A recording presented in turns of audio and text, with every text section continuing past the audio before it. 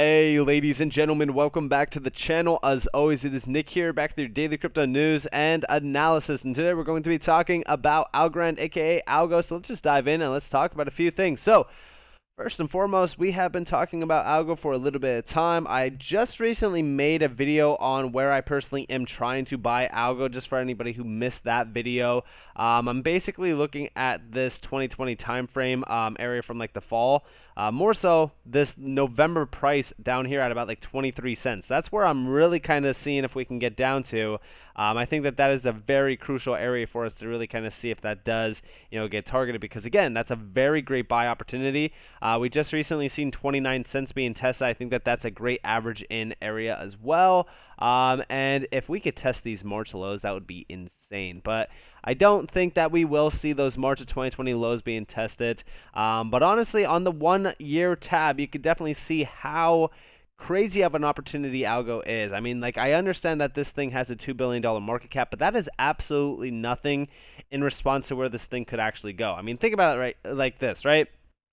A 10x from here would take its fully diluted market cap to about $30 billion. $30 billion. All right, now you compare that to something like, XRP, right? It hit like $130 billion in market cap.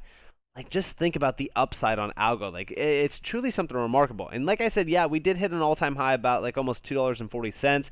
Even from our, recent price action, a nice move to that area would be a nice profit point. But I think that's such a conservative level, and I think that it's like a level that is not too crazy to really kind of have that as like your target point. But I'm really kind of shooting for some higher price targets on Algo going forward, especially with the developments that we just recently seen. But instead of talking about it, let's dive in and let's look at it. So we do see here, thrilled to welcome Alberto Cribior. I hope I'm saying that last name right. I usually, butcher these names, and I'm, really bad with them, so I do apologize. But of City to Algorand's board of directors, with an extensive background in traditional finance, Cribior will be pivotal in furthering Algorand's adoption by the financial services industry. And it's funny, right? Because if we do look at this, not only is this a very significant update, but we just seen a Cardano, employee leave to join Algorand as well, which again, I share with you guys that because when we look at ADA, right, ADA had a substantial market cap at its all-time highs. I mean, for an example, this thing has almost 3 times, or actually it does have 3 times, the overall supply of Algo, and this hit almost $3 exact in price, which again, that's over $90 billion. We would have to do a 30x return on Algo to get to that market cap. That's insane. Now, also, we do see down here, Alberto is Vice Chairman, Institutional Clients Group at Citi, a role he had held since 2008, which encompasses all Citi activities except the consumer bank. As a member of the Senior Advisory Group, Mr. Cribior serves some of Citi's largest and most important clients, interfacing with CEOs and board of directors of global companies, governments, and central banks to ensure that Citi can provide them with best-in-class advice and services. From 2002 to 2008, Mr. Cribior was a member of the board of directors of Merrill Lynch, where he served as a non-executive chairman in 2007. A native of Milan, Italy, Mr. Cribior graduated cum laude from Bocconi University. Again, I'm like really bad with these names. In 1969, with degrees in business and economics. Now, we do see down here, blockchain technology will rewire the financial infrastructure that supports the global economy and change financial services dramatically. As an Algorand board member, I will contribute my experience in traditional, finance to help bring Algorand's technically, superior blockchain innovation to the world at scale. So this is huge. He's trying to, again, at scale, bring Algorand's, technology to the traditional financial area, which is huge. We do see down here, we are, thrilled to have Alberto joining our board of directors. As few, people in the world have achieved Alberto's level of success in the financial services industry. As Algorand shifts its focus from building the product to bringing the product to market to solve real-world problems, Alberto's help and mentorship will be pivotal for our adoption by the financial services industry. This is going to be a huge stepping stone for Algorand. Again, I tell people to pay attention to what Algo is doing. This is not like your typical ISO 222 token. I know that like XRP is doing some great things, XLM is doing some great things, but Algo is such a sleeping giant. I don't think people are paying enough attention to it. And also, like, there's been some other executives added to the board. JP Morgan, Citi, and Cardano are just the main three.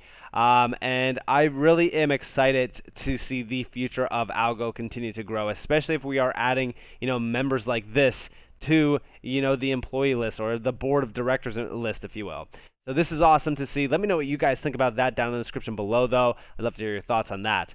And also, we did see here from Algo as well. Today, the Algorand, research team publishes issuing central bank digital currencies utilizing Algorand, a new report capturing insights from more than a year of continued research into how CBDCs are unfolding at central banks around the world. Now, of course, Yahoo Finance or Entertainment, posted this. They were talking more so about how it recommends a hybrid approach to increase efficiency and competitiveness in the digital economy. The Algorand research team today published this, and yeah, I think that this is actually a pretty large area, but we do see the report included the benefits of central bank digital currencies, designing efficient CBDCs, economic considerations, the Algorand protocol itself, issuing retail CBDCs with Algo, issuing wholesale CBDCs with Algo, and then of course the conclusion about how a hybrid model will work the best. Now, I actually have this document open over here. We could actually, zoom in a little bit. But there's a few areas that I really kind of want to, look at. I know that this is just a lot of text right now, but there's actually a few images that I want to share with you guys that, really kind of put Algo at the center point. So here we have the block proposal. Here we have the Algo sort of, more in-depth view on the soft vote. So this is like the voting mechanism, if you will, as well. This is the block proposal a little bit more in depth. But here we have a few things. So we do see here a new committee is selected for every step in the process, and each step has a different committee size. The committee size is quantified in, algos. A quorum of votes is needed to move to the next step. It must be a certain percentage of the expected committee size. These votes will be received from other nodes on the network, and each node will validate the committee membership VRF proof before adding to the vote tally. Once a quorum is reached for the soft vote, the process moves to, the certified vote step, and here we have the Algorand blockchain network. And we see up here the run via VRF for every participating account. Really kind of just showing you guys how this consensus works around this. And we do see down here like the Algorand blockchain network a little bit more in depth, kind of showing you guys the messages and how it got received, all that kind of stuff. I know that this is like not me going like too in depth on this, but we look at like the opportunity around this, and they're more so like centering it on not only decentralization, security, things like that, but just in general the entire model itself. We first turn to the opportunity of a retail CBDC issued utilizing the Algorand protocol. We start with the section by discussing a number of key design considerations. They're talking about the hybrid model as well here. They talk about the two-tier retail system itself around like wallets, a hybrid CBDC. Algorand CBDC is a retail digital token similar in characteristics and purpose to cash and private digital tokens, but issued and fully backed by the central bank as a legal tender in the money flower diagram of CBDC types. Which illustrates the position of the proposed model relative to other forms of physical and digital currency currently available to the public. The CBDC proposed by Algorand belongs to the subset CB digital token general purpose. This positioning allows for widely accessible, easy to manage currency that can be exchanged by consumers and businesses in a peer-to-peer fashion. More so talking about like P2P payments around like the retail sector.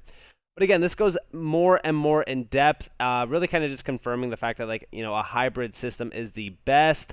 There's a ton of information in this. Like, I could honestly make a video just going around this entire PDF and really kind of doing a little bit more of an in-depth view on this. But we do see the conclusion here. Which a hybrid CBDC architecture allows for the participation of a broad range of licensed payment service providers, which will in all likelihood improve competitiveness. It would likely also improve financial inclusion by providing financial and payment services or service solutions to users who are currently or underserved by banks. More so talking about like CBDC, banking financial inclusion. We talk about like the phases that we will basically, be looking at. Phase 1, functional proof of concept. This is like the central bank feature complete, scale of 100 plus users, then scale of 1,000 plus users, scale of 10,000 plus, scale of 60 million, and then smart contracts enabled for end users, etc. So this is like the phases that we're basically getting into. I would say right now we're at about like phase 1, just like proof of concept. And I think that once we get to like, phase 2 than phase 3. Like around like phase 3 is where things get a little bit interesting, especially around like just CBDCs in general. And of course, like I said, like there's a ton of other slides here. There's so much information around this.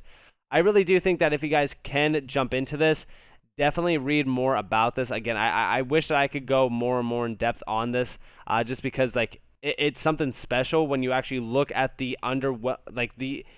when we look at like the information stack, the foundation behind these CBDCs. It's truly remarkable how efficient and how like ahead of time DLTs actually are. Like I think that we're so early in just this sector alone. But of course, like we do see the solution proposed by Algorand to issue and distribute CBDC to the public will require adding a simple operative and communication framework based on the Algorand blockchain protocol interfaced with the current RTGS real-time gross settlement payment system. We detail in figure UC2, an illustrative example for the case of generic licensed service provider LSP, which could be the provider of blockchain technology itself with the direct access channel to RTGS, which again, when we talk about like the RTGS and the existing financial sector, we're basically disrupting it at its core. So I think that this is awesome. Obviously, I know that a lot of people have their own, issues with like retail CBDCs. I personally do have a lot of, issues around that. But yeah, I think that this is something pretty special when you look at like wholesale CBDCs being launched on Algorand, not so much retail CBDCs themselves. And yeah, I mean, like there's been a lot of people really kind of discussing this. We do see this post from Michael Jordan, new Algorand CBDC report released today. 51 pages discussing CBDCs, Algorand traditional finance plus DeFi equals the future of finance. You can download the report here, and you guys are more than welcome to go check it out. But it is something remarkable. I mean, honestly, it's truly like here's the one image that we've really kind of seen as well. Like this is how everything will work, with Algorand basically being at the center stone of this. And again, like I can't fathom like the idea of like how ahead a lot of these DLT platforms actually are in regards to like the banking sector. It's mind-blowing. Like it honestly could make somebody speechless if you think about it, just by trying to like provide them all this information. There's so much information to really kind of look at. And just like the one comment said here, the credentials of the authors of this are absolutely mind-blowing. Like they are. Like if you look at some of these individuals, like first off, like here's just like the Algorand main players around this. But like you look at like all of the other players that are a part of this. Like I know that they're all on like the Algorand team, but look at the credentials around some of these players behind the Algorand team itself. Like this is why I've said, the people that are connected to Algorand, it's insane. Like I would say that this is probably one of the most like legitimate projects within the crypto space, just by the credentials around the team alone.